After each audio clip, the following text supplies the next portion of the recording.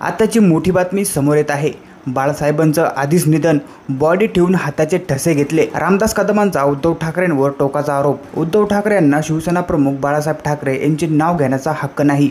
बाळासाहेब ठाकरे यांचे निधन झाल्यानंतरही 2 दिवस उद्धव ठाकरे यांनी त्यांचा मृतदेह तसाच ठेवून दिला होता, असा खळबळजनक आरोप शिंदे गटाचे ज्येष्ठ नेते रामदास कदम यांनी केला। शिवसेना प्रमुखाचं निधन कधी झालं, त्यांचा मृतदेह किती दिवस मातोश्रीमध्ये ठेवला होता, काढा माहिती। हे मी जबाबदारीने बोलत आहे।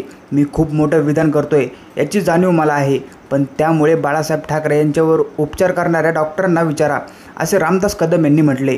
ते गुरुवारी मुंबईतील नेस्को सेंटर येथे आयोजित केलेल्या शिंदे गटाचा दसरा मेळाव्यात बोलत होते। यावेळी रामदास कदम यांनी उद्धव ठाकरे यांच्यावर अत्यंत स्फोटक आरोप केले।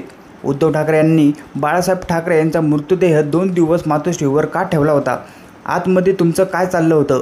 आम्ही मातोश्रीला खाली बसलो होतो। मी 8 दिवस मातोश्रीच्या बाकड्यावर झोपत होतो। सगळं कळत होतं, पण हे सगळं कशासाठी होतं?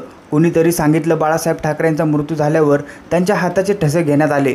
हे हाताचे ठसे कशासाठी घेतले होते? त्यावेळी मातोश्रीवर या सगळ्यांची चर्चा सुरू होती। बाळासाहेब ठाकरे यांचे मृत्यूपत्र कधी करण्यात आले, त्यावर कोणाची सही होती, काढा सगळी माहिती, असे रामदास कदम हे म्हटले।